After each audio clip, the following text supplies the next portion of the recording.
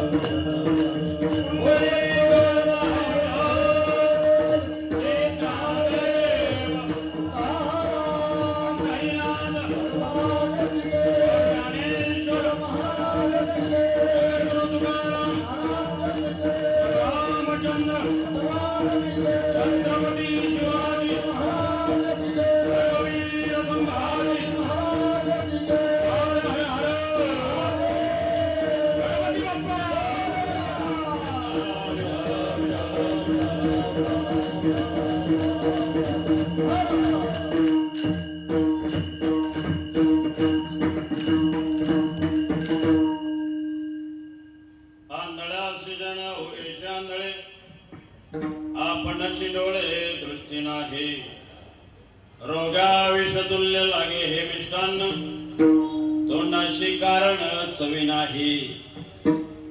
तुका म्हणे शुद्ध नाही जो आपण, तया त्रिभुवन सर्व खोटे.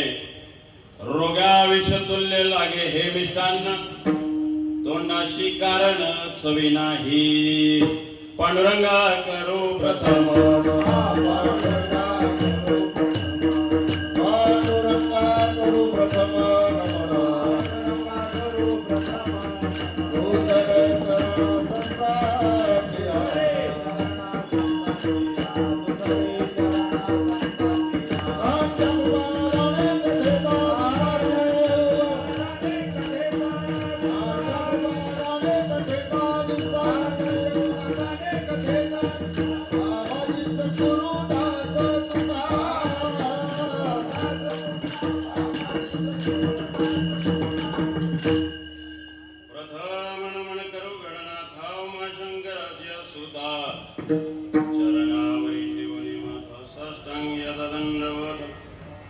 कैलासीचा देव भोळा चक्रवर्ती, पार्वतीचा पती योगीराज, तयाच पैमास दंडवत. पंढरीचा देवराया दंडवत तुमच्या पाया. कृपाळू धर्माचा ज्ञानेश्वर, तया नमस्कार वारंवार. लढवाळ नामा विठोबाचा दास, तयाच्या चरणास साष्टांग दंडवत. सर्व मंगल मंगले शिवे सर्वार्थ साधिके, शरण्ये त्र्यंबके गौरी नारायणी नमस्तुते. मनोजवं मारुततुल्य वेगं, जितेन्द्रियं बुद्धिमतां वरिष्ठं. वातात्मजं वानरयूथमुख्यं, श्रीरामदूतं शरणं प्रपद्ये. धर्मरक्षावयावतार घेसी जिजाऊदरी, तो शिवप्रभू शिवनेरी गडावरी. तयाच्या चरणकमळी साष्टांग दंडवत करीत असे.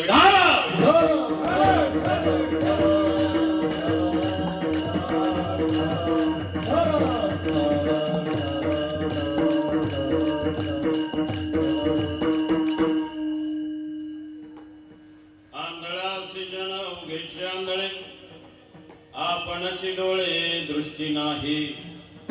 रोगा विषतुल्य लागे हे मिष्टान्न, तोंडाशी कारण चवी नाही.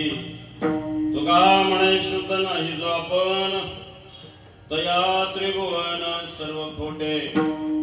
रोगा विषतुल्य लागे हे मिष्टान्न, तोंडाशी कारण चवी नाही.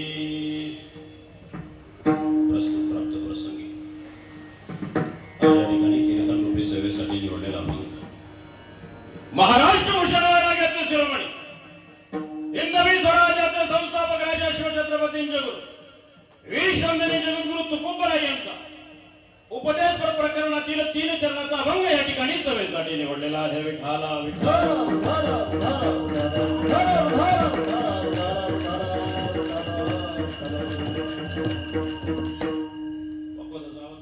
टाळ पण खणखणले पाहिजे. वीररसातलं कीर्तन आहे, टाळाला आणि पगोदाला तेवढी वीरगती मिळाली पाहिजे. लक्षात ठेवा. विठाला विठाला.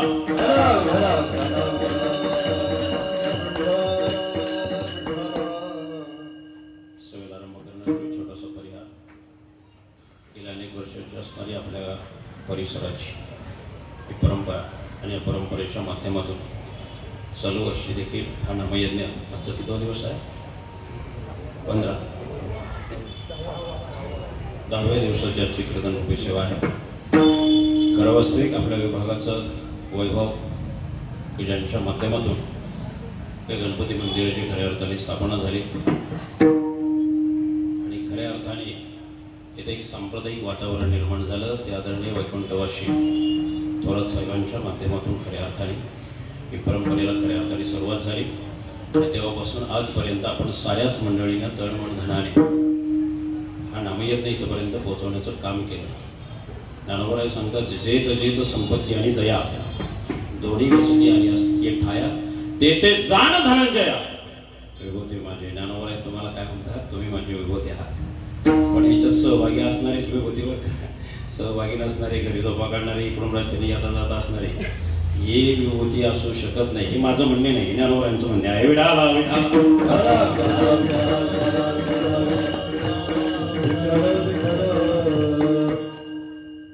महाराष्ट्रामध्ये जर सगळ्या भूमीचा आपण विचार केला आणि हिंदुस्थानाच्या सगळ्या भूमीचा जर विचार केला तर हिंदुस्थानामध्ये सगळ्यात समृद्ध भूमी जर कोणती असेल तो आहे महाराष्ट्र. आणि महाराष्ट्रात पुन्हा आणखी विचार केला समृद्धीच्या बाबतीत मुंबईचा पहिला नंबर लागतो. का तर मुंबईमध्ये लक्ष्मी आहे. आणि थोडंसं अजून वेगळा विचार केला, आमच्या पुण्याचा जर विचार केला तर पुण्यामध्ये सरस्वती नदी आहे. पहा तुम्ही, जेवढी विद्वान माणसं झाली गावावर पाहिजे, त्यांचा जन्म तरी पुण्यातला आहे किंवा कारकीर्द तरी पुण्यातली आहे. म्हणून असं म्हटलं जातं, पुणे तेथे काय वणे. मला सांगा, वारकरी संप्रदायाचा पाया रचणारे ज्ञानोबरायांची आळंदी पुण्यात. वारकरी संप्रदायाचं ज्यांनी कलशा स्थानावर स्थान मिळवलं त्या जगद्गुरु तुकोबारायांचे देव पुण्यामध्ये. 750 वर्षाचं पारतंत्र्य या हिंदुस्थानच्या भूमीवर होतं, ते हटवण्याचं काम ज्यांनी केलं ते राजा शिवछत्रपतींचं जन्म ठिकाण शिवनेरी कुठं आहे. आणि आपल्या वडिलांनी निर्माण केलेलं हिंदवी स्वराज्य आणि हे तर वडील जे करती तया नाम धर्म ठेविती तेची अनुष्ठिती सामान्य सकल. ते हिंदवी स्वराज्य राखण्याचं काम ज्यांनी केलं ते स्वराज्याचे दुसरे छत्रपती धर्मवीर शंभूराजांचं जन्म ठिकाण पुरंदर आणि त्यांची समाधी वडोदरावर ते सुद्धा पुण्यातच. 1857 ची क्रांती झाली त्याचा पाया सुद्धा पुण्यातच. झाशीच्या राणी पुण्यातच. लोकमान्य टिळक कारकीर्द पुण्यात दिस. लक्षात ठेवा. कोणाकोणाची नावं सांगतो मला संप्रदाय म्हणतो मिळालं तरी वाद सांगतो. आणि म्हणून एक सांगतो, या महाराष्ट्राच्या भूमीला समृद्ध भूमी असं का म्हणतात त्याचं कारण सांगतो की आज जरी महाराष्ट्राच्या भूमीला कान लावला ज्ञानोबा तुकोबारायांच्या आवाजाचा गजर कानावर पडतो. ही मुंबई तरली ना, या संप्रदायाच्या ताकदीवर तरली, हे लक्षात ठेवा. झाले असतील बॉम्बस्फोट, आला असेल अफजल कसा, पण दुसऱ्या मिनिटाला चालू स्थितीला मुंबई सुरू होते. ती ताकद वारकरी संप्रदायाची, हे लक्षात ठेवा. आणि सत्यवती नाही हो, चालत्या ट्रेन मध्ये भजन करणारी माणसं मी पाहिजे, ती आहे. म्हणून मुंबई आहे, म्हणून महाराष्ट्र आहे, म्हणून हिंदुस्थान आहे. ही ताकद आहे संप्रदायाची आणि ती ताकद तुम्ही आम्ही खऱ्या अर्थाने टिकवून ठेवलेली आहे. टिकवणं फार महत्वाचं आहे. टिकवण्यामध्ये फार टिकस लावण्यात खूप मजा नाही. त्याचं कारण सांगतो तुम्हाला. तुकोबाराय भंडाऱ्यावर बसलेले असतात. गंगाराम गोमवार काय शोधायला गेले होते, म्हैस. तुम्हाला सगळ्यांना माहिती आहे.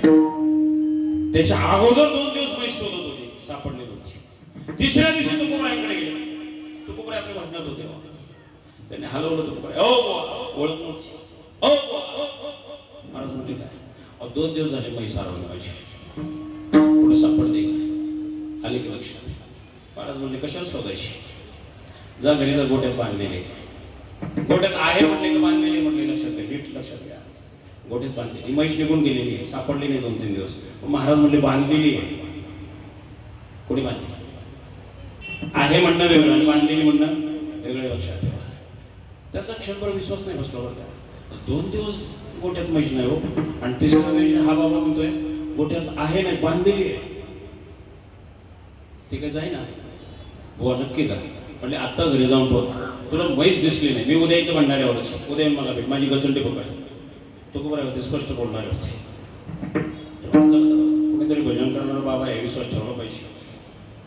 आणि त्याला माहित होतं भजन करणारी माणसं खरं बोलतो का खोटं बोलतो. सत्य बोले मुखे हे कोणाचं म्हणणे आहे? तो गोऱ्यांचं. ज्यांचं म्हणजे मग ते खोटं बोलतील का? नाही बोलणार. थोडासा विश्वास ठेवला. विश्वास ठेवावाच लागतो, लक्षात ठेवा. मग विश्वास ठेवला. घरी गेले. घरात नाही गेले, पहिले गोठ्यात गेले. गोठ्यात गेले तर पाहताय म्हैस बांधलेली रवंत करते मस्तपैकी. जणू काय आता खूप वेळापूर्वी इथं कोणीतरी बांधले, खायला प्यायला भरपूर घातले. खाल्लं तर रवंत करते ना म्हैस, पण न खाता रवंत करते का? आपण जरी मुंबईत राहत असलो तरी शेतकऱ्याच्या पोटी जन्माला आलं हे प्रत्येकाने ध्यानात ठेवलं पाहिजे. मुंबईत आलं म्हणजे शेतकऱ्याला विसरू नका, लक्षात ठेवा. तुम्ही मुंबईकर शेतकऱ्याला विसरता की नाही? कबूल करून देतो तुम्हाला मी. हॉटेलला जेवायला गेला त्या वेटरला तुम्ही टिप देता की नाही? का? मोठेपणासाठी है ना, कमीपणा वाटतो म्हणून, कमीपणा वाटू नये म्हणून. पण जर शेतकऱ्याकडे भाजीची जोडी घ्यायला सांगितली ना आणि त्याने जर विचारलं 20 ला तुम्ही म्हणता 20 ला 2 नाही मिळायच्या, लाज नाही वाटत 2 मागायला. आता त्यांनी काय काबड कष्ट केले असेल ते पहा ना. महाराष्ट्रात नाही, नुसतं मुंबईकरांसाठी सांगतो मी तुम्हाला. आता शासनाने सगळ्या गोष्टी आणल्या. हे डाउनलोड करा, ते डाउनलोड करा, होते डाउनलोड. ऑनलाईन ऑर्डर मागवा, दुनियादारी करा, सगळं डाउनलोड होईल, सगळं ऑनलाईन मिळेल.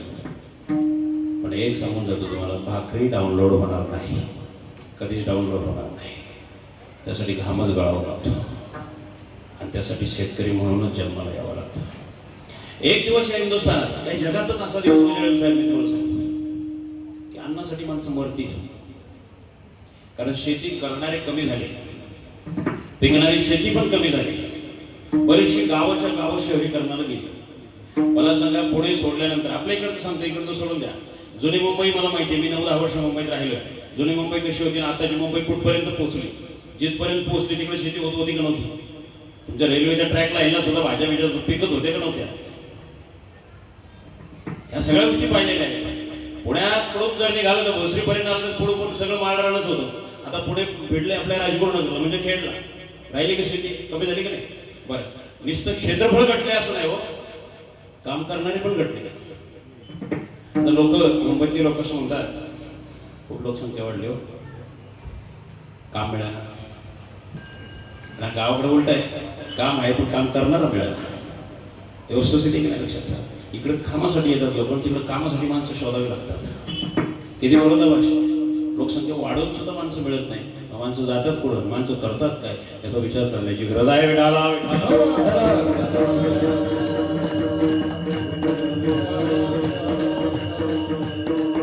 म्हणून एक सांगून जातो तुम्हाला, मुंबई ही जगातला संवेदनशील परिसर आहे, लक्षात ठेवा. मुंबई सारख्या, मुंबईची चालली म्हणजे कोणामुळे चालली माहिती का?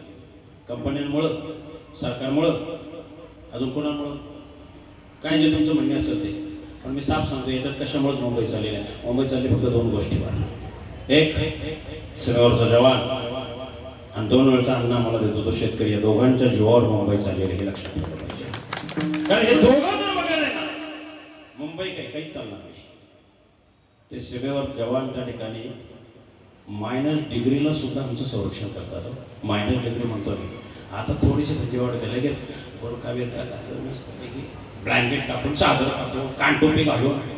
आता इकडं मुंबईत नसते थंडी हो, पुण्याकडे आहे ना, गावाकडे पण तोटा गेलाय. आता एक 8 दिवस मी मराठवाड्यात होतो जालन्याला, तिथे सुद्धा लोक कथेला यायची, थंडी राहायच्या मस्तपैकी.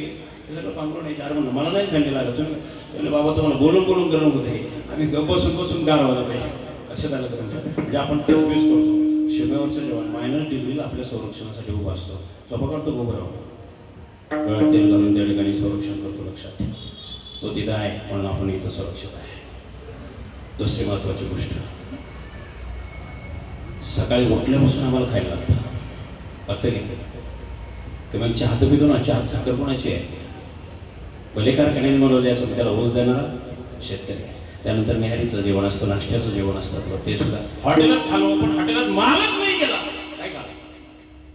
पैसा प्रचंडाचा आहे, पण एक दिवसाचा होतो.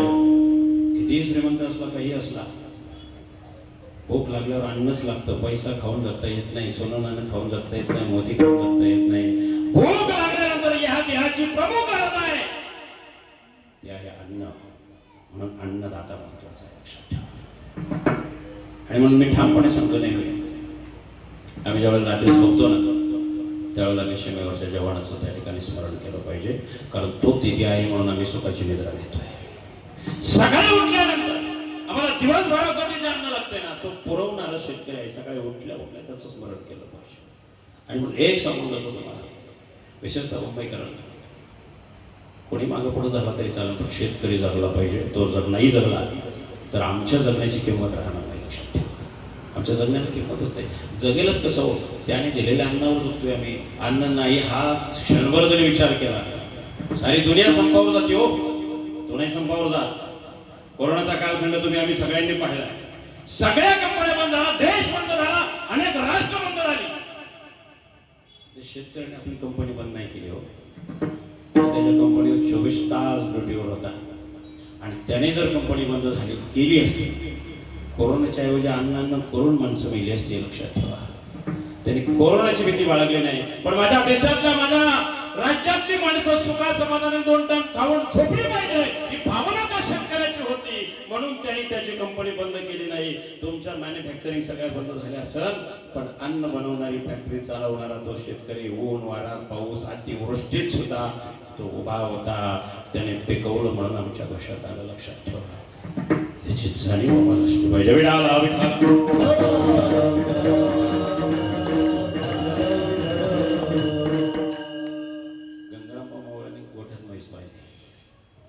काय वाटलं असं 2 दिवस शोधत होतो, सापडले. कोणी बाबा भेटला, म्हटलं जा म्हटलं गोठ्यात बांधले. कोण आहे बाबा? महात्मा वाटतोय. घरात गेला सगळं गोठ्यात, बायकोला सांगायला म्हैस गावली. बऱ्याच वेळेला लोक पहिली महत्वाची गोष्ट कोणाला सांगतात? बायकोला सांगतात.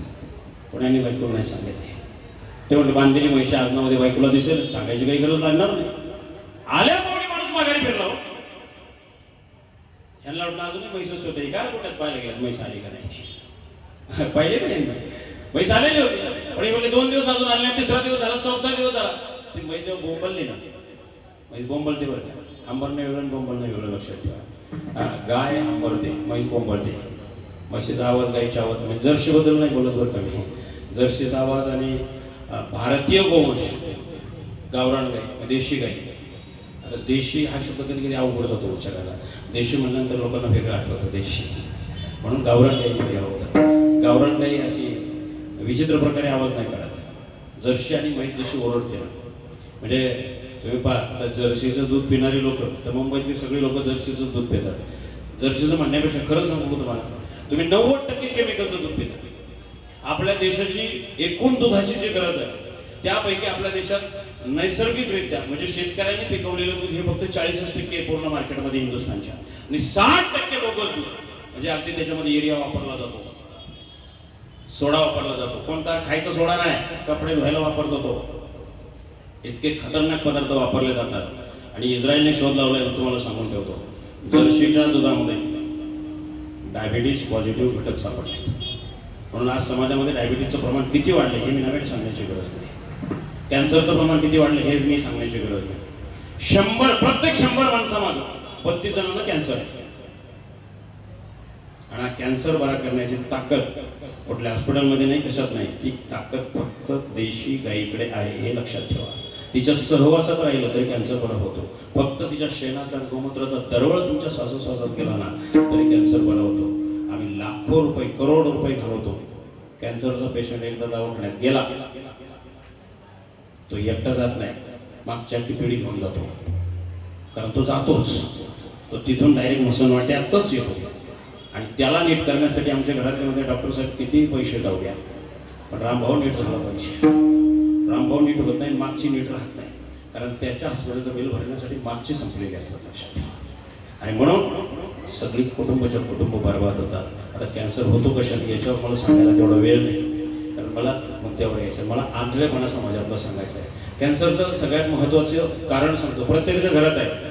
कॅन्सर आपल्या घरात यावं याचं निमंत्रण देण्यासाठी एक एक वस्तू प्रत्येक आमच्या माता भगिनींनी घरात आणून ठेवलेली आहे. सगळ्यांच्या घरात. कोणाच्या घरात कुकर नाही त्याने फक्त हातवर करा. बरं, ज्यांच्याकडे कुकर आहे त्याने हातवर करा. पुरुष असेल हातवर करा. तुम्ही जेवता का नाही? दोघांच्याच घरात जेवण, तिघांच्याच. लय लावाड बोलता, कीर्तनात खोटं बोलायचं नसतं. जेवढे खोटं बोलतात तेवढे मला लगेच कळतात. शहरात सांगतो तुमचं खोटं बोलतात. कुकर घरात आहे तरी बाई बोलायला काही नाही. प्रत्येकाच्या घरात कुकर आहे. 99% कुकर हे ॲल्युमिनियमचे आहेत. ॲल्युमिनियम हा कॅन्सर पॉझिटिव्ह धातू आहे. ॲल्युमिनियम आपलं देशाचं वाटोळं करण्यासाठी आणला कोणी? इंग्रजांनी. लक्षात ठेवा. तुम्ही लवकर मेला पाहिजे याची तरतूद इंग्रजांनी तेव्हाच करून ठेवली. अजूनही आम्ही त्यांचंच ऐकतो. इंग्रजांनी केलेल्या तरतुदी आजही संपूर्ण हिंदुस्थानामध्ये जशाच्या तशा वापरल्या जातात. जगातल्या 200 देशांपैकी फक्त 11 ते 12 देशांमध्ये इंग्रजी बोलली जाते. त्या 12 देशांमध्ये आपल्याही देशाचा नंबर आहे. पण उर्वरित सगळे देश स्वदेशी भाषेत बोलतात. स्वदेशी भाषेच्या शेजारचं चायना घ्या, नाही वापरत इंग्रजी. आम्हाला आमच्या भाषेची लाज वाटते. विशेषतः मुंबईत राहणारा मराठी माणूस, त्याला लाज वाटते, कमीपणा वाटतो मराठी बोलायचं. आणि ओव्हर टाइमपास म्हणून सत्य करतो ज्ञानोबरायांच्या तुकोबरायांच्या नावाचे. पण ज्ञानोबरायांचा या मराठी भाषेसाठी किती मोठं योगदान आहे त्याची कोणती जाणीव केली तर कल्पना केली का ज्ञानोबरायांनी नेमकं काय केलं असं? ज्ञानोबरायांच्या जन्माच्या अगोदर आमचा जो काही परमार्थ आहे हा सगळा परमार्थ मराठी भाषेमध्ये नव्हता. बघा तुम्ही 6 शास्त्र संस्कृतमध्ये, 18 पुराण संस्कृतमध्ये, 4 वेद संस्कृतमध्ये, रामायण संस्कृतमध्ये, महाभारत संस्कृतमध्ये. काय होतं मराठी? गीता सुद्धा संस्कृतमध्ये. होतं काय मराठी? ज्ञानोबरायांच्या जन्मापर्यंत काहीच मराठीत नव्हतं. मराठी भाषा नव्हती का? होती की. पण मराठी भाषेला किंमत नव्हती. ती मराठी भाषेला किंमत फार महात्म्यांनी निर्माण करून ठेवलेली आहे. याच्यातला पहिला नंबर ज्ञानोबरायांचा आहे. लक्षात ठेवा. का पहिला नंबर ज्ञानोबरायांचा आहे? ज्ञानोबराय आपल्या श्रीगुरूंबरोबर संपूर्ण महाराष्ट्राची परिक्रमा केली. ज्ञानोबरायांचं अजून एक वेगळं पण सांगतो तुम्हाला. आमच्या विशेषतः मराठी समाजामध्ये आमच्याकडे एक ठरलेलं आहे, सख्या भावाला किंमत द्यायची नाही. सख्खा भाऊ ठरवून टाकले राहू तुम्ही बदलायलाच नाही. पण ज्ञानोबरायांच्या बाबतीत ही अपवाद आहे. ज्ञानोबरायांनी सख्या भावाला काय मानलं? गुरु मानलं. मला वाटतं त्याच्या अगोदर पण कोणी नाही आणि भविष्यात सुद्धा कोणी मानणार. कबूल झाले राहू. आता उतरिलो गुरु कृपे, आता उतरिलो गुरु कृपे,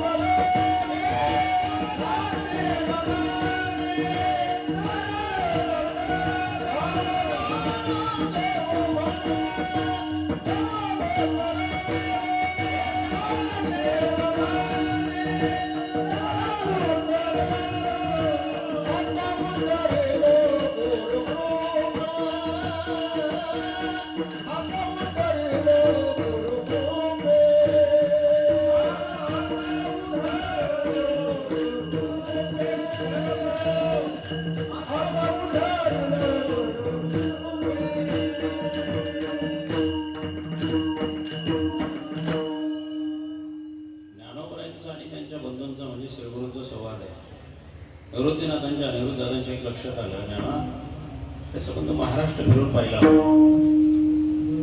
तुझ्या काही लक्षात येते का? ज्ञानोबराय म्हणाले गुरुवारी आपण सांगावं. नम्रता ती अंगात ज्ञानोबरायांच्या. निवृत्तीदादांनी सांगितलं एक गोष्ट माझ्या लक्षात आली आहे, काही कुटुंबर समाज फक्त परमार्थात आहे, बाकीचा उर्वरित सगळा समाज परमार्थापासून काही कोस दूर आहे.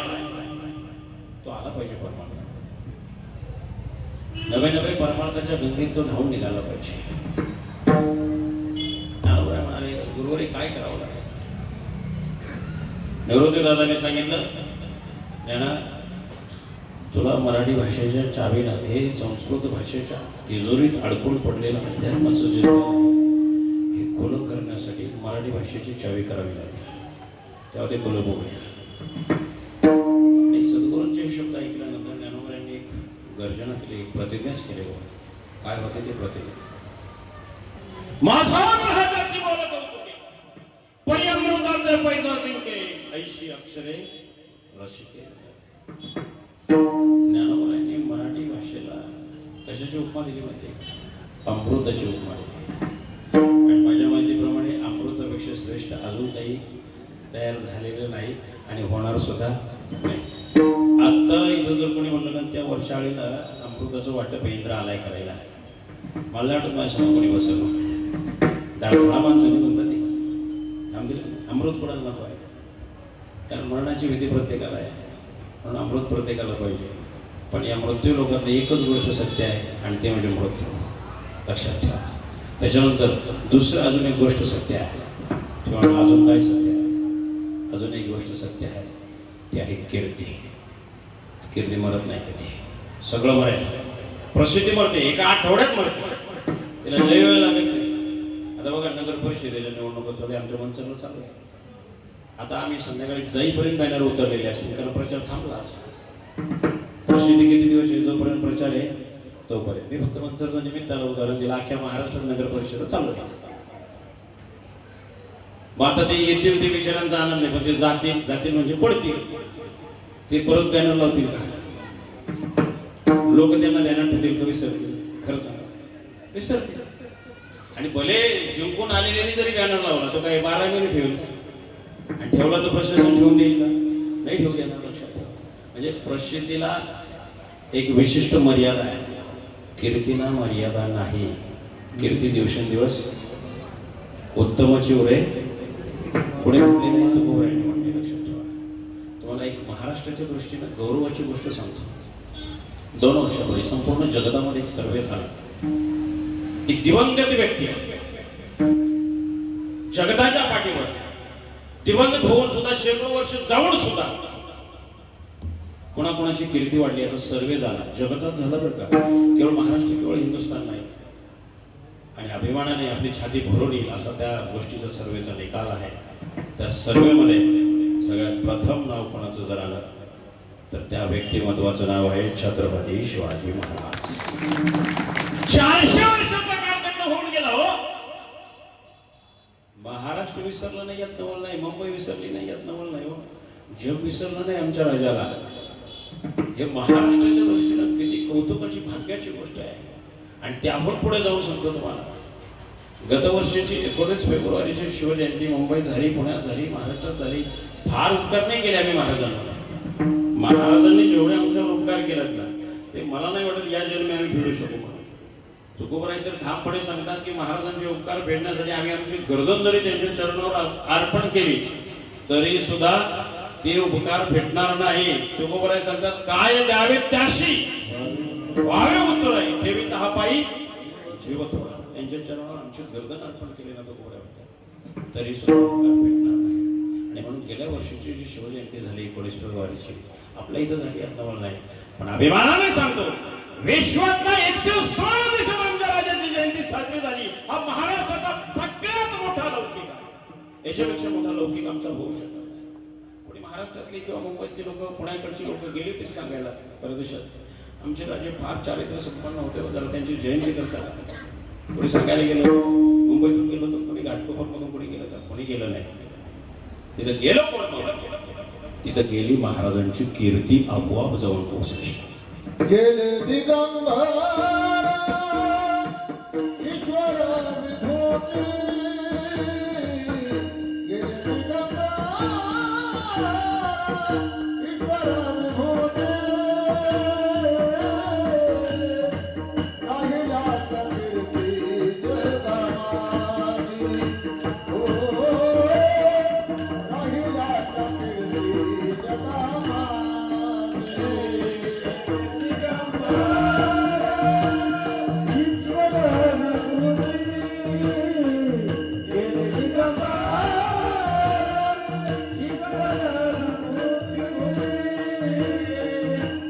राहिला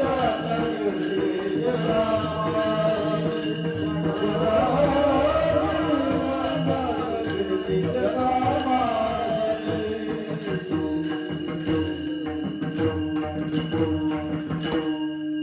कीर्ती आपोआप नाही होत. लक्षात ठेवा. त्यासाठी झिजावं लागतं माणसाला. ते झिजणं एकतर संतांकडं आणि संतांच्या नंतर छत्रपतींकडे पाहिल्यानंतर लक्षात. तुम्ही विचार करा ज्ञानोबरांच्या आयुष्याची मर्यादा पहा, तुकोबरांच्या आयुष्याची मर्यादा पहा, छत्रपतींच्या आयुष्याची मर्यादा पहा, शंभूराजांच्या आयुष्याची मर्यादा पहा. म्हणजे तुम्ही माझ्या समोर माझ्या सहित जेवढे बसलेले आहे, इथं बसलेल्यांपैकी आपण जेवढं आयुष्य उपभोगलंय तेवढं यांच्या वाट्याला आलं नाही, निश्चित नाही. तरी आपल्यापेक्षा कीर्ती कोणाची जास्त आहे? त्यांची जास्त आहे. 50 वर्षाचं आयुष्य होतं महाराज. तुकोबराय 42 वर्ष आमच्यात राहिलो. 42 वर्ष गेले वैकुंठात. आता दिसून नाही जाणार आयुष्य गरीब कटाळे लोकांना सांगू आले होते लोकांच्या कल्याणासाठी. लोकांना त्यांचं कल्याण ते समजतच नाही. पण जाताना तुकोबराय म्हणाले तुम्ही आज त्रास द्याल रे मला, पण एक दिवस तुम्हाला धन्य तर द्यायला लागेल. धन्य म्हणवी नाही ह्या लोकी लोक भाग्य आम्ही तुका जे मला त्रास देणार आहेत ना ते माझ्या अगल बगल जे आहेत ना एक दिवस छाती ठोकून सांगतील भले माझं त्यांचा आज जमत नसेल, पण मी जेव्हा नसेल तेव्हा हे सांगतील आमचे त्यांचे अतिशय जवळचे संबंध होते. साहेब तर कधी गावाला भेटले साहेबांचे आमचे फार जवळचे संबंध आहे. कधी भेटलेले नसतं, काही नसतं. आणि काही काही लोक अजून इतके विलंद कोणी एखादा नेता येऊ द्या, मंत्री येऊ द्या, एखादा अभिनेता येऊ द्या, काय ओळख पाळत नसते. आता ते एक मशीन प्रत्येकाकडे आहे. सेल्फी लगेच सेल्फी काढतो आणि सोशल मीडियावर टाकून देतो. साहेबांचे ना आपले फार जवळचे संबंध. काय बेट्या ओळख नाही पाळत नाही म्हणे लोकमान्य टिळक, अरे काय आवडत येते. ती ज्या व्यक्ती बरोबर तुम्ही सेल्फी काढलाय तुमचं नाव सोडा, तुमचं गाव सोडा त्याला माहित नाही हो. 2.5 वर्षांमध्ये त्याच्या खाली काहीतरी 4 वेळ टाकतो. साहेबांचे आपले फार जवळ. साहेब आले त्यांच्या गावात. ते साहेब पहिल्यांदा आमच्याशी बोलले. काय बोलले? स्टेजवर फार गर्दी झाली, गपगुमान खाली उतरलो. साहेब पहिल्यांदा आपल्याशी एवढा जेव्हा काय बोलणार आहे मला सांगा. लोकमान्य टिळक होते, छत्रपती होते, माऊली होते, जगद्गुरू होते. आम्ही त्यांच्या बरोबरीचे तेवढ्या योग्यतेचे नाही, योग्यतेच नाही. योग्यतेबद्दल आला विषय म्हणून सांगून जातो. ते माझ्या गाडीवर माझं नाव बघा, माझ्या व्हिजिटिंग कार्डवर पहा, मी माझ्या नावापुढं माझे गावकरी बसले. मी हाबप लावत नाही. का लावत नाही मला ते योग्य वाटत नाही. मी हाबपच नाही आहे. बाकीचे लोक समजत असतात स्वतःला हाबप, पण मी स्वतःला हाबप समजत नाही. मी फार तर बुवा आहे. बुवा तरी का म्हणायचं? गळ्यात माळ असेल म्हणून म्हणायचं, नसेल तर मग बुवा म्हणण्याच्या सुद्धा योग्यतेचं नाही. किती काळ घेऊन उभा राहा, धोत्र घालून उभा राहा, जॅकेट घालून उभा राहा आणि काय स्टाईल करायची ती करून उभा राहा. गळ्यात माळ नसेल तर बुवा म्हणता येईल का? महाराज म्हणता येईल का? हाबप जवळची गोष्ट. हाबप कोणाला म्हणा? हाबप ह्या शब्दाची व्याप्तीच लोकांना कळालेली नाही. आणि ते जर कळाली असतील तर उठसूट प्रत्येकाच्या नावापुढे हाबप लावलं नसतं. इथलं सोडव गावाकडे साधी 100 रुपये वगैरे दिली तरी टाकून येणार असला तरी म्हणतात हाबप राम भाऊ कापसे यांच्याकडून 100 रुपयाची देणगी मिळाली. 100 रुपयात हाबप. एवढा दर्जा ठरवला, एवढा दर्जा ठरवला. हाबप कोणाला म्हणा हे सुद्धा कळू नये मला. हाबपाची व्याप्ती फार. आता लोक कॉमेंट्रीच्या हिशोबाने वेगळं बोलतात, हळूच भजी पळवणारे असं सुद्धा म्हणतात काही लोक. ठीक आहे, ते ज्याला काय म्हणायचं ते म्हणू द्या, पण त्याचा अर्थ ज्याला समजलाय, ज्याला उमगलाय त्याने इतरांना सांगावं. जे आपण अशी ठावी नाही का ते सांगावं इतरांना. हरी सगळ्यांना माहिती, सगळं म्हणजे त्याचा विस्तार तुम्हाला सगळ्यांना माहिती, पण अर्थ समजून नाही घेतला. हरी भक्त शेवटचा जो प आहे ना तो आम्हाला लागूच नाही होत. प एका अर्थी नाही, पर आयन असे 2 शब्द एकत्र राहिलेले आहेत. हरिभक्त पर आयन. हरिभक्तीच्या पर म्हणजे उच्च, आयन म्हणजे ठिकाण. हरिभक्तीच्या सर्वोच्च ठिकाणावर जो विराजमान झालाय तो आपण. आणि माझ्या माहितीप्रमाणे हरिभक्तीच्या सर्वोच्च ठिकाणावर आजपर्यंत एकच व्यक्ती विराजमान झाली. त्यांना वारकरी संप्रदायाने कलशाचं स्थान निर्माण करून दिलं. त्या व्यक्तिमत्वाचं नाव आहे जगद्गुरु तुकोबराय. तुका झाला से कळसा भजन कराचा भजन कराचा भजन करा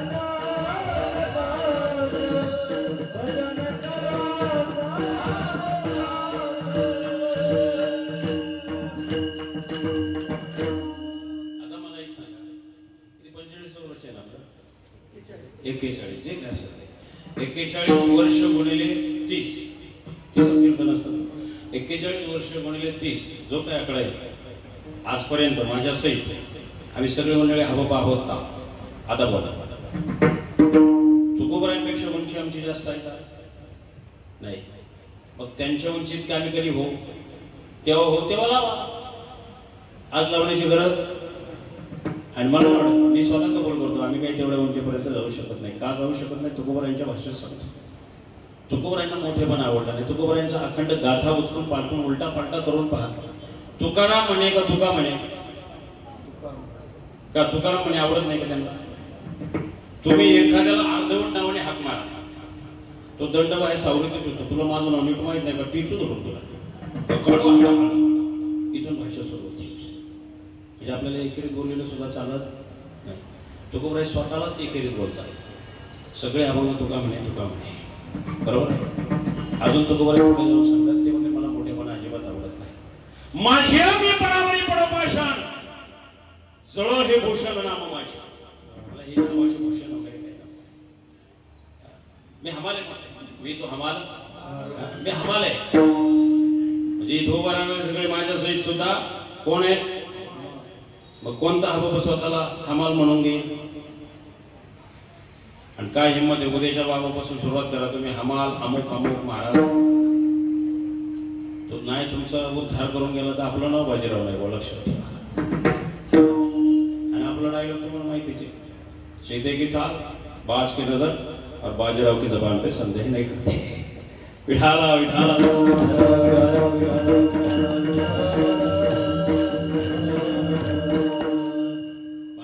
पायाची आवाहन लहानपण देगा देवा लहानपण देगा देवा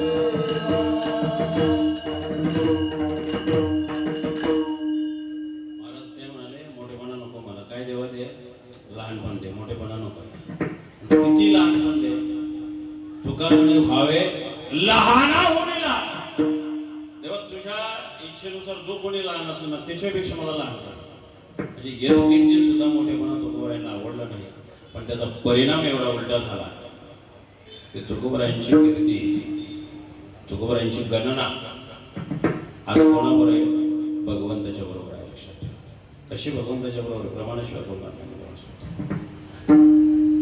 जगद्गुरु तुका कृष्ण वंदे भगवान श्रीकृष्णाच्या बरोबर तुलना कोणाची होते एकाच हबोबाची होते त्या हबोबाचं नाव आहे जगद्गुरु तुकोबराय लक्षात आमची नाही भविष्यात सुद्धा डोकं लावायचं नाही विडाला विठाला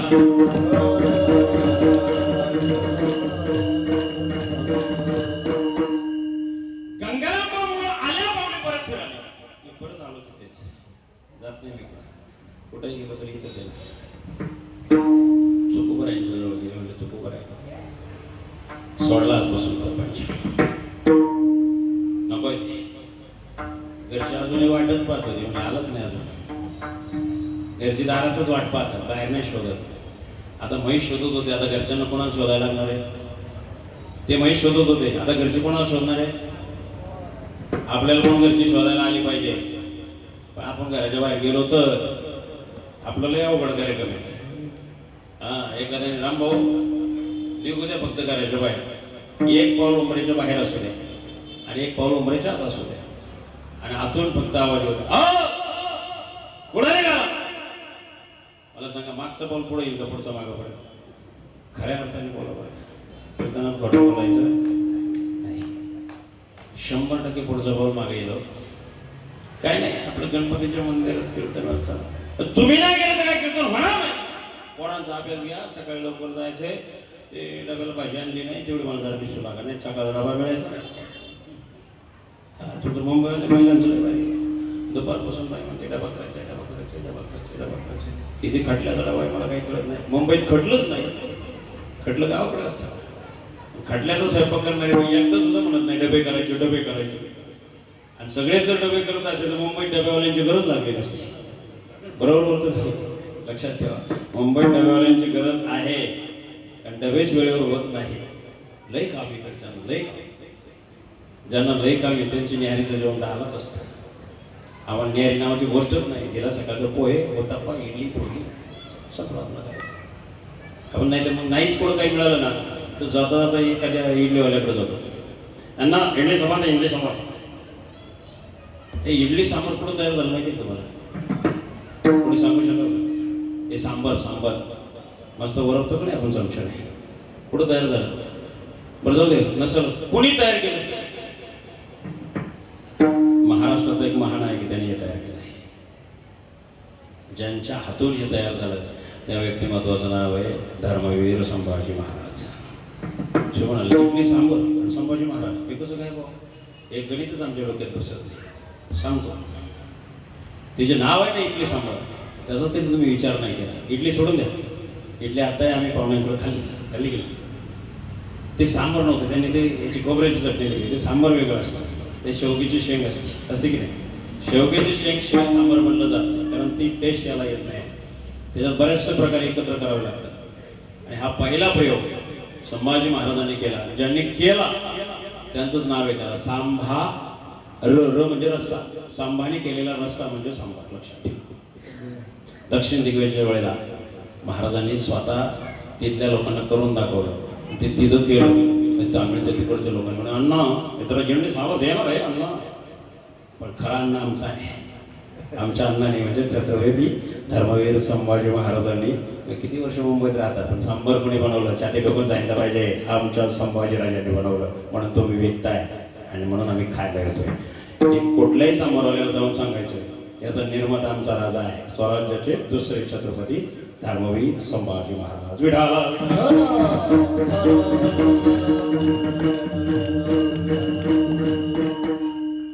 गंगारामबाबा मला तुकोबरांकडे आले म्हणले सोडलं प्रपंच. तुकोबरा म्हणले प्रपंच सोडण्यावर सोपी गोष्ट वाटली का तुम्हाला?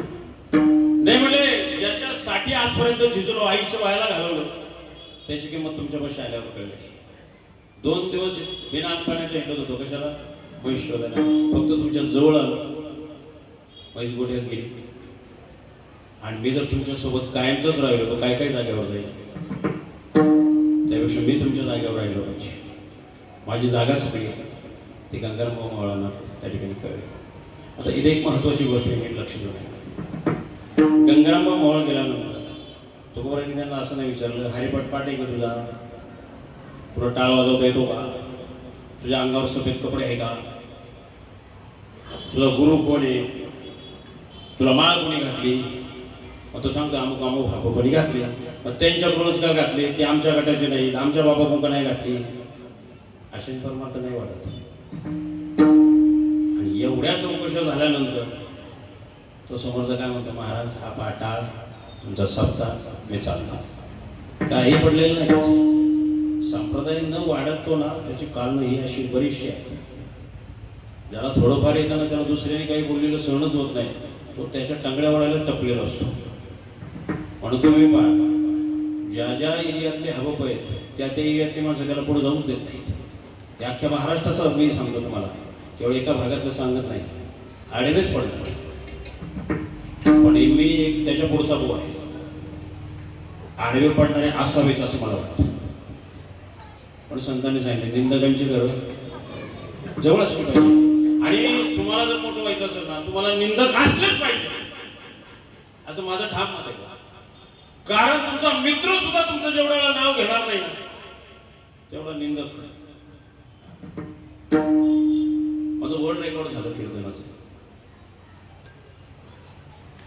एवढं जवळपास 16 कॅमेरे होते माझ्या आणि इतके हायफाय कॅमेरे होते म्हणून मी बोललो तुम्हाला. खडी साखरेचा विषय सांगितलं तुम्हाला नाही सांगितलं.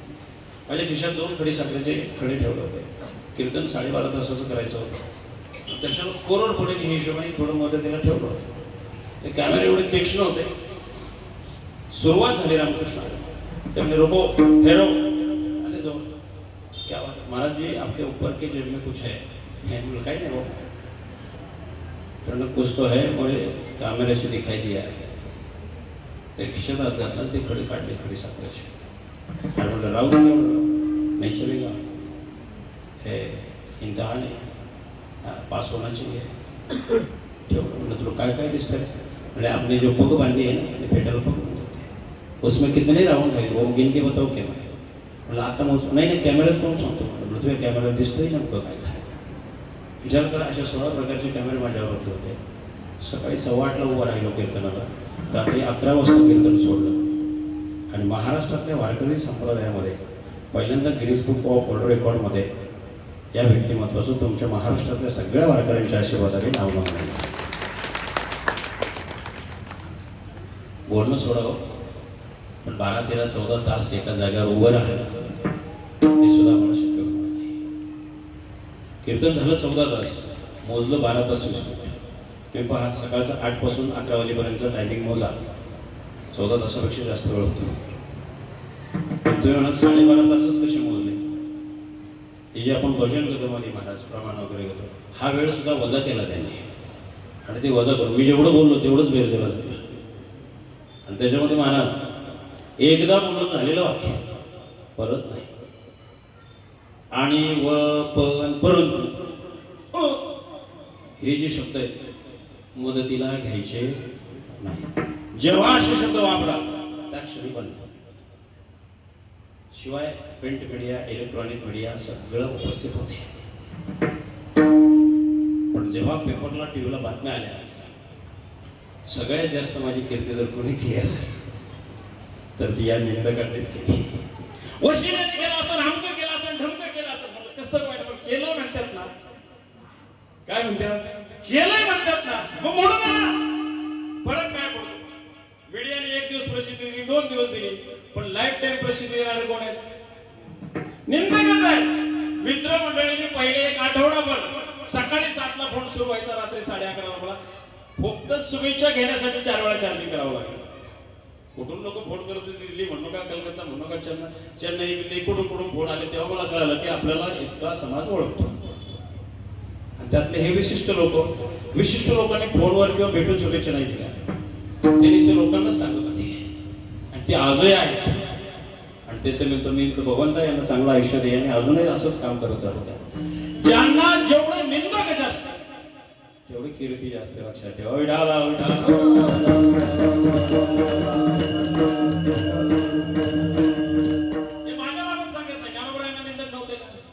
छत्रपतींना निंदक नव्हते का. तुकाराम महाराजांना त्रास देणारी माणसं मुंबईतून गेली होती का. देऊनच होती. ज्ञानोबांना त्रास देणारी माणसं घेतलीच होती. छत्रपतींनी जेव्हा स्वराज्याची शपथ घेतली त्यांना नावं ठेवणारी माणसं महाराष्ट्रातलीच होती.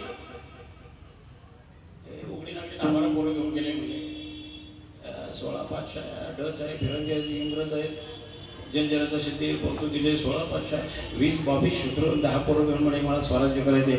असं स्वराज्य होत असतं का. ते बी उघडी नागडी पोरं कोणाची पोरं होती त्याची 12 आलो ते 12 म्हणून त्यांचे पोरं गरीबाची पोरं आदिवासी पोरं ह्यांच्याने कोण म्हणले स्वराज्य होत असते का. महाराज म्हणले त्यांचं काम त्यांनी करायचं आपलं काम आपण करायचं. मला सांगा ते त्यांचं काम करत होते शिवाजीराजे आपलं काम करत होते. शिवाजी महाराजांचा ज्यावेळेस देहांत झाला त्यावेळेस महाराजांच्या मुखात एक वाक्य आहे. महाराज म्हणाले हा रायगड आज 4.5 लाख लोकांची कुटुंब चालवतो. म्हणजेच काय स्वराज्याच्या कामगिरीवर किती लोक आहेत 4.5 लाख. 10 लोकांना घेऊन स्वराज्याची शपथ घेतली. आणि जेव्हा महाराजांचं स्वराज्याचं सिंहासन निर्माण झालं तेव्हा 4.5 लाख लोक स्वराज्यात कामावर होती. आता इथं मुंबईत प्रत्येक जण काम मागायला होतं. नोकरी नोकरी नोकरी नोकरी. नोकरी आली तर छोकरी येते, नोकरी आली तर छोकरी येते. पण विचार करा, जर या व्यक्तिमत्वाने नोकरी केली असती तर 4.5 लाख लोक नोकरीला लागली असती का? छत्रपतींचं चरित्र आम्हाला सांगून जातं, नोकरी मागण्यापेक्षा नोकरी देणारे व्हा, हा छत्रपतींचा विचार आहे. विडाला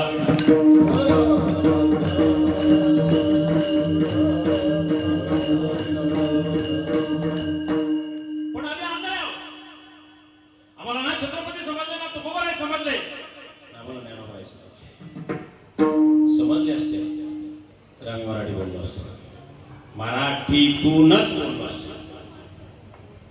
जेव्हा आम्ही महाराष्ट्रात जातो, कर्नाटकात फिरतो, गुजरातला जातो, MP ला जातो, खूप ठिकाणी मला कीर्तन सेवेसाठी जावं लागतं. पण जेव्हा एखाद्या ठिकाणी कधी कधी ते गुगल पण धोका देतं बरं का, जरी मॅप टाकलेला असतो तरी आज सुद्धा मला 2-3 वेळा फिरवलं जातं. आता 7-8 वर्ष मी इथं राहिलेलो आहे, त्यावेळेचं घाटकोपर आणि आत्ताचं घाटकोपर कसं जुळत. 2-4 वेळा मी झालो होतो आता नजीकच्या कालखंडामध्ये, तरी पण माझ्या काही घाटकोपर लक्षात बसणार, कारण मी पाहिलेलं घाटकोपर वेगळं होतं, आताचं घाटकोपर फार फार वेगळं आहे. म्हणजे मुंबई बदल होणार प्रयत्नावर आहे. फक्त जर अडचण आली ना, बरं मराठी माणूस ओळखायला फार सोपा, लगेच कळतो माणूस. त्याला सुद्धा कोणतीच भाषा येत नाही मुंबईतल्या मराठी माणूस, त्याला मराठी सुद्धा येत नाही, हिंदी सुद्धा येत नाही, इंग्लिशचं तर बॉम्ब सगळं. ज्याला या तिन्ही भाषा सुद्धा येत नाही त्याला म्हणायचं मुंबईतला मराठी माणूस. तो पूर्ण मराठीतही बोलत नाही, पूर्ण हिंदीतही बोलत नाही आणि पूर्ण इंग्लिशही बोलत नाही. निम्म हे निम्म हे. मराठी जरी बोलला तरी इंग्रजीची लंगोटी लावल्याशिवाय त्याचं वाक्यच पूर्ण होत नाही. माझं तर ठाम सगळ्या मुंबईकरांना जाहीर आव्हान आहे, कोणी कोणत्याही माणसाने शुद्धपणे 5 मराठीचं वाक्य शुद्धपणे बोलून दाखवावे. नाही बोलू शकत माणसं. तेव्हा आता आपल्याकडे बाहेर जायला मोकळी जागा आहे, पण बऱ्याच वेळेला मोठ्या मंडपासून जायला एकच जागा असते, हजारोनी समाज असतो. आणि मग एकसाथ तो कधी घाल्यानंतर चुकून एखाद्याला पाय लागतो किंवा आपल्या एखाद्या वारीमध्ये कुठे मंदिरामध्ये एखाद्या पाय लागल्यावर माणसं काय म्हणतात, सॉरी. आता प्युअर मराठी शब्द म्हणायचं नाही बरं. आता ही स्वारी कोणत्या गडावर घेऊन जायच्या, पाप करा म्हटलं तर नाही चालत. मराठी बोललंच कमीपणाचं वाटतं. मला सांगा, आम्हाला जवळ रस्ता चुकतो ना, आम्ही मग विचारतो आम्ही कोणाला तरी साहेब, तर ते काय सांगतो माहिती का, बरं ज्याला सांगायचंय तोही मराठी माणूस आहे, सांगणार आहे तो बी मराठी माणूस आहे. तो बोलतो कसं माहिती का, बघा महाराज असं स्ट्रेट जावा, पुढे एक सर्कल लागेल, त्याच्यानंतर लेफ्ट घ्या, पुढे एक सिग्नल लागेल, पुन्हा राईट घ्या, पुन्हा लेफ्टला या, पुन्हा एक सर्कल लागेल, पुन्हा राईटला या आणि पुन्हा परत एक सिग्नल लागेल. मला खरं सांगा यातले शब्द मराठीतले किती, अर्धे इंग्रजीचे ना.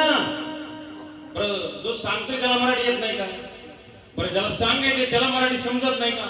अडचण कुठे आहे नेमकी, अडचण कुठंच नाही. आम्हाला कमीपणा वाटतो ही लई मोठी अडचण आहे. जोपर्यंत आम्हाला मराठीचा स्वाभिमान आमच्या लक्षात येत नाही ना तोपर्यंत. ज्ञानोबारायला 56 भाषा येत होत्या,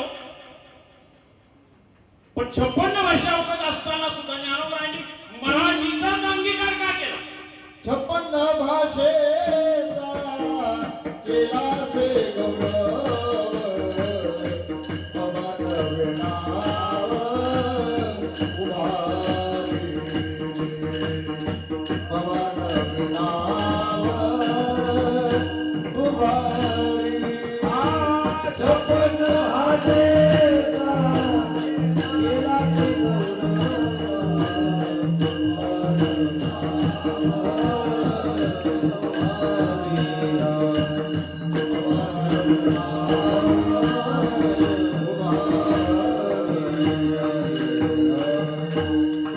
से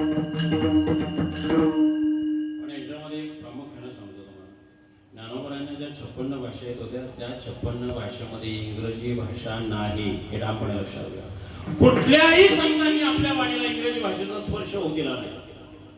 सगळ्या संतांची वाङ्मय कशामध्ये आहेत, मराठीमध्ये. लक्षात ठेवा. मग जर ज्ञानोबारायांनी तुकोबारायांनी सगळ्या संतांनी जे अनुकरण केलंय, आम्ही फक्त सप्तापुरतं ज्ञानोबा तुकोबाराम म्हणायचं का, त्यांचं अनुकरण नाही करायचं का. मार्ग दावून गेले आहेत, दयाने त्यांनी ते मार्ग दाखवले. आम्ही माणसं गेलं तर तुम्हाला सांगतो, आम्ही त्या मार्गाने जायला तयार नाही. आम्ही फार तर त्या मार्गाला नाव देऊ आम्ही संत तुकाराम मार्ग म्हणू, संत तुकाराम नगर म्हणू, माऊली नगर म्हणू, नगराला नाव देऊ, रस्त्याला नाव देऊ, पण त्यांनी दिलेल्या मार्गावर आम्ही चालायला तयार होणार नाही. ज्ञानोबरायांनी मराठी भाषेला पहिल्यांदा मानाचं स्थान निर्माण करून दिलं की ज्ञानोबरायांनी मराठी मुलखातल्या मराठी लोकांवर केलेला सगळ्यात मोठा परोपकार आहे. लक्षात ठेवा, मराठी भाषेला जगवलं, वाचवलं संतांनी. तदनंतर एखादी गोष्टी तेव्हा डेव्हलप होते तिला राजाश्रय मिळावा लागतो, आणि तो राजाश्रय दिला छत्रपती शिवाजी महाराज. तो कसा दिला ते सांगितलं होतं. महाराजांचा ज्यावेळेला राज्याभिषेक झाला 6 जून 1674 तारीख लिहून, त्या दिवशी राज्याभिषेकाच्या नंतरची महाराजांची पत्र, ज्यांना छत्रपतींचा इतिहास वाचला असेल त्यांना कळेल, आणि राज्याभिषेकाच्या अगोदरची महाराजांची पत्र, याच्या मायन्यामध्ये खूप मोठा फरक आहे. त्याचा विस्तार करायला माझ्याकडे वेळ नाही. छत्रपतींची कथा असेल तर मी त्याच्यावर विस्ताराने सांगेन, आज तितका वेळ नाही. राज्याभिषेकाच्या नंतरचा पत्रव्यवहार 35 श्री शिवाजी राजा असा आहे, अगोदरचा फार वेगळा आहे. ते सांगण्याच्या योग्य नाही. हे का बदल झाला? महाराजांची एक गोष्ट लक्षात आली की मराठी भाषेवर यावनी भाषेचं आक्रमण होत आहे. केवळ माणसांवरच किंवा भूमीवरच आक्रमण नाही, भाषेवर सुद्धा आक्रमण आहे. ही भाषा जर हिला वेळीच लगाम नाही घातला, आपली भाषा जर डेव्हलप केली नाही, तिचा विस्तार केला नाही, तर आम्हाला मराठी माणसं असून सुद्धा मराठी भाषा बोलणं अडचणीचं होईल. आणि मग महाराजांनी काय केलं, धोंडीराज व्यास नावाच्या एका सदग्रस्ताला बोलवलं आणि त्यांना सांगितलं, मराठी भाषा एवढी समृद्ध करा, एवढी समृद्ध करा की मराठी भाषेला पर्यायी भाषा तोड द्यायला राहिलीच नाही पाहिजे. किती समृद्ध केली मराठी भाषा शिवाजी महाराजांनी समजलं. 1400 शब्दांचा मराठी राजभाषा कोश छत्रपतींनी मराठी माणसासाठी निर्माण केला. 1400 शब्दांचा जो भाषाकोश आहे हा फक्त जगात एकाच भाषेत आहे. त्या भाषेचं नाव आहे मराठी, आणि त्याला निर्माण करणारा जो कोण आहे त्या व्यक्तिमत्वाचं नाव आहे छत्रपती शिवाजी महाराज. आणि या घटनेनंतर महाराजांनी शकाची निर्मिती केली. आमच्या अखंड भारतवर्षामध्ये 4 शककर्ते राजे होऊन गेले. त्याच्या 4 महत्वाचे राजे म्हणजे छत्रपती शिवाजी महाराज. आपल्याला एकच शक माहिती, शालिवान शकीपास, ते बी कधीतरी पंचांग पाहायचं असेल तर ते कळतं, नाही तर शकाचा आमचा दूरपर्यंत कुठं संबंध येत नाही.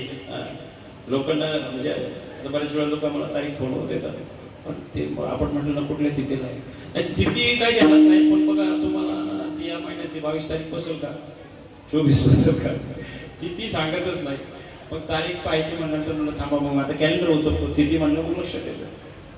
आता चंपाषष्ठी झाली, कार्यक्रम चंपाषष्ठीचा आहे का, नाही म्हणले ते 24 तारखेला 26 तारखेला आहे व आमचा कार्यक्रम. आपण त्याच दिवशी चंपाषष्ठी आहे. म्हणजे लोकांना तिथी समजत नाही. का समजत नाही? आमची संस्कृतीची नाळ तुटली. तुम्ही पहा, त्याचं कारण समजलं मला. याचं प्रमुख कारण आहे आमचं शिक्षण. इथे जेवढे ज्येष्ठ मंडळी बसलेले आहेत ते सगळे जिल्हा परिषद शाळेमध्ये किंवा महानगरपालिकेच्या शाळेमध्ये शिकले नाही. यातला एकही मनुष्य इंग्लिश मीडियम मध्ये शिकला नाही. तरी आपण सुजान आहोत की नाही?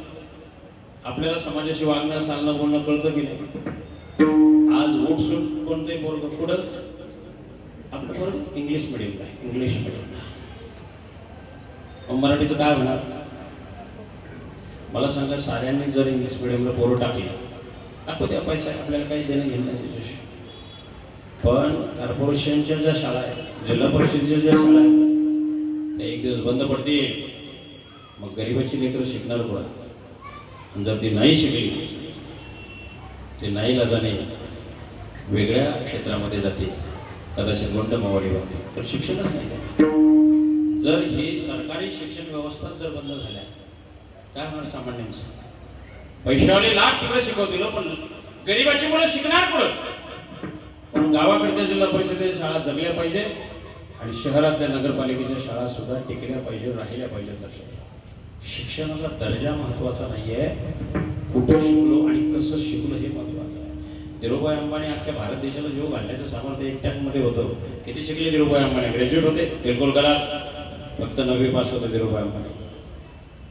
बिर्ला समूहाचे जे प्रमुख होते, त्यांचं शिक्षण तुम्हाला सांगितलं तर पडणार नाही, 4थी पास होते फक्त. अशी माणसं जर भारतातले नंबर 1चे उद्योगपती होऊ शकतात, ते शिक्षणाने झाले का टॅलेंटने झाले? आणि शिक्षण काय शिक्षण घेऊन बसले तुम्ही? आम्ही शाळेत होतो तर आम्हाला असं शिकवलं होतं, भारताचा शोध वास्को दी गामाने लावला. साहेब बरोबर? आम्हाला असं होतं, वास्को दी गामाने भारताचा शोध लावला, नाही भारत नव्हता ना. बरं मला सांगा, वास्को दी गामा आणि महाराज आधी महाराजांचं हिंदवी स्वराज्य भारतात होतं का भारताच्या बाहेर होतं? मग भारताचा शोध वास्को दी गामाने लावला, या इतिहासावर आम्ही विश्वास ठेवावा का? अजून एक सांगतो तुम्हाला, आम्ही किती आंधळे आहोत याच्यावर मला सांगायचं. आता बरेच सगळ्यांकडे अँड्रॉइड मोबाईल, तर पिल्लू मोबाईल आपले गावाकडचे लोक वापरतात, कोशिश नाही ते शहरातले सगळ्यांकडे कुठले मोबाईल आहेत? Android mobile. एक थोडा सर्वे करा, पटकन मोबाईल काढा, गुगल मध्ये जावा, भारतात मिरची कधी आली याचं फक्त जर पटकन कोणीतरी सर्वे करून मला लगेच सांगा. कारण मोबाईल नाही का तुमच्या कोणाकडे? खरं किती खोटं किती, आपण किती आंधळे आहोत हे फक्त मला सिद्ध करून द्यायचं. पटकन कोणी सर्वे करून मला जागेवरून सांगा, भारतात मिरची आली कधी? महाराष्ट्रात म्हणा, कुठे म्हणा, आपण भारतात राहतो ना, भारतात मिरची आली कधी? पटकन सर्च करा आणि मला सांगा. विडाला विडाला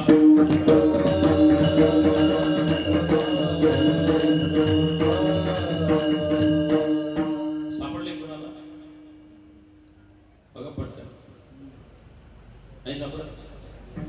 सापडेल तुम्हाला. 15व्या साली कोणी आणली? पोर्तुगीजांनी आणली, बरोबर? आता मला एक ठामपणे सांगा, त्याच्या अगोदर आपल्या भारतातली, महाराष्ट्रातली, मुंबईतली लोक बिना मिरचीचं जेवत होती का? तेव्हा माणसं होती ना आपली, मग ती बिना मिरचीचं खात होती का? म्हणजे मिरची होती याच्यावर तुमचा ठाम विश्वास आहे.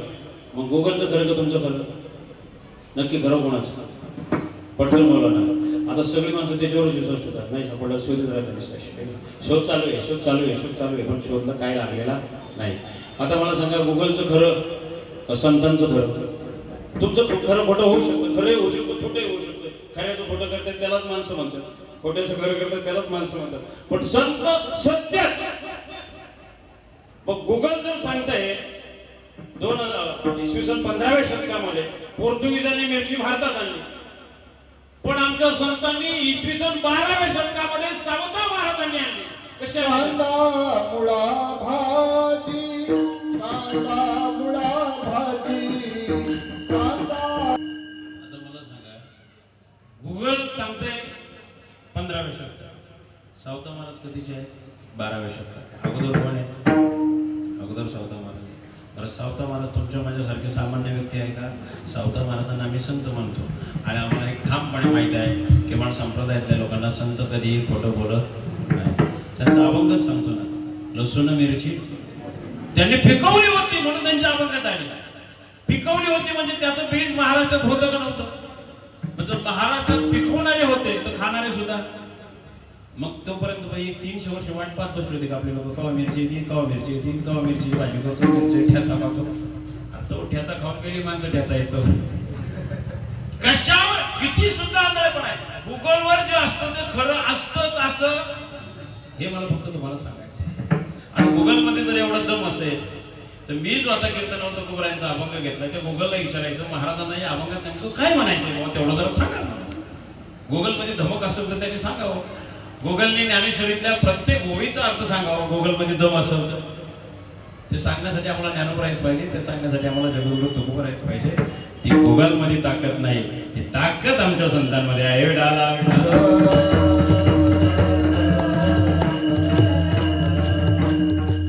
म्हणून तुकोबराय अभंगाच्या पहिल्या आंधळाची जाण अवघेची आंधळे, आंधळाची जाण अवघेची आंधळे, आंधळाची जाण अवघेची आंधळे,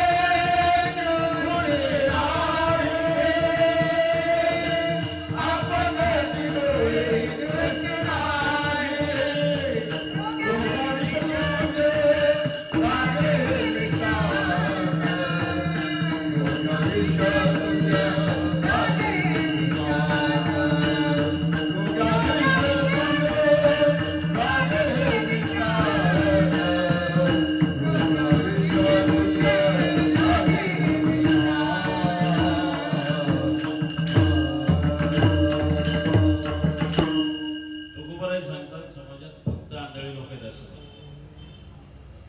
समाजात तुम्ही आम्ही सगळे कसे आहोत आंधळे दिसायला डोळे म्हणायला आम्ही डोळंच आहे नाही ह्या 2 डोळे दिसले तर अजून 2 डोळे लावतो आम्ही त्याच्यावर चष्मा लावतो की नाही एकदा रिवर्स गिअर पडला रिवर्स गिअर समजतं ना तुम्हाला अर्धा आयुष्य संपलं की आपला रिवर्स गिअर पडतो कवा खटका उडेल गॅरंटी नाही कारण तुम्ही पहा कुठल्याही हॉस्पिटलला मध्ये जाऊन पाहिजे तरुण पोरं हॉस्पिटलच्या लाईनला नसतात सगळी रिवर्स गिअरवाली असते गॅरंटी राहिलेली नसते का राहिलेली नसते तुम्हाला सांगतो माणसं इतकी विलंदर आहे 50 ओलांडीपर्यंत शरीर धोक्यात घालून संपत्ती कमवतात आणि 50 ओलांडल्यानंतर मिळवलेली संपत्ती खर्च करून शरीर सांभाळण्याचा प्रयत्न करतात बरोबर आहे की नाही वस्तुस्थिती का मी सांगितलं तरुण वर्ग हॉस्पिटलमध्ये नसतो सगळे रिवर्स गिअरवाले असतात का शरीर धोक्यात घालून घालून पैसा कमवला खिसावर इकडचा वर तिकडचा वर फाटला तरी शिव परत ना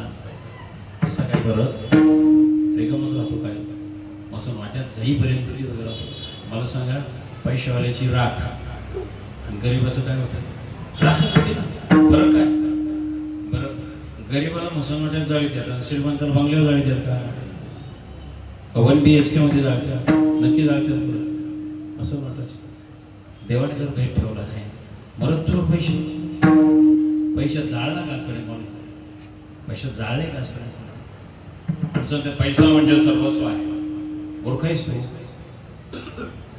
पैशाने आई वडील मिळत नाही पैशाने आयुष्य वाढवून मिळत नाही पैशाने मृत्यू टाळता येत नाही पैशाने आजार बरे होत नाही यातली कोणती गोष्ट पैशाने मिळते आयुष्य वाढवून मिळेल आला नंबर येतो आला तुमच्या पुढं हे 2 कोटी घे उद्यापर्यंत मला फक्त राहू दे पण उद्याचं सोडले 2 मिनिटांनी वाढून द्या चल उरक ठीक हे की नाही मिळतं का पैशाला किंमत आहे का किंमत कशाला एक सांगतो तुम्हाला आता सध्या कलियुगामध्ये माणसाच्या जीवनाची किंमत सांगतो तुम्हाला तुमच्याकडे सध्या एकच गोष्ट चालते ती म्हणजे पुण्याची करन्सी सुद्धा बँकेत असते करन्सी पुण्याची करन्सी ज्याच्याकडे आहे त्याच सगळ्या गोष्टी बरोबर आहेत बाकी काही बरोबर नेता येत नाही 1 BHK इथंच राहतो 2 BHK इथंच राहतो फ्लॅट दुनियादारी घर जे काय असेल ते पैसा बँक बॅलन्स एवढी जमीन सगळं जागेवर राहतं आणि हे शरीर सुद्धा जाग्यावरच राहतं जागेवर राहिलं म्हणून तिथंच ठेवतात का लोक घरातली लगेच तयारी केली जाते आणि दुसऱ्या दिवशी लोक कशाला जातात इकडं सर काय म्हणतात गावाकडं सावडणं म्हणे इकडं काय म्हणतात ते सर सावडणं कशासाठी असतं तिथं काय मिळतं तिच्यात अस्थी मिळतात मिळाल्यावर ज्याने बंगला घेतलाय किंवा ज्याने 1 BHK घेतला त्याच्या बेडरूममध्ये आणून ठेवतात नाही ठेवते का बरं बांधला त्याने घेतला त्याने पैसे त्याने कर्ज त्याने फेडलं मग ठेवता कुठं तिची हाडं घरात चालती नाही दुसरी बुधवारची रविवारची हाडं कोणाची घरात आली तरी आम्हाला चालतात किती हलकट आहेत ना माणसं ज्याचं घर आहे त्याची हाडं घरात चालती नाही आणि दर रविवारी कशाची हाडं आमच्या घरात आणली तरी चालतात की नाही आम्ही राहिलो ना मुंबईत मला माहिती आहे ना दर रविवारी प्रत्येकाला फार हिंदू असला तरी तिच्या घरात असते मग ती हाडं घरात चालते ज्याचं घरी त्याची हाडं बाहेर कसं शक्य आहे राव किती आंधळेपणा की नाही आमच्या विडाला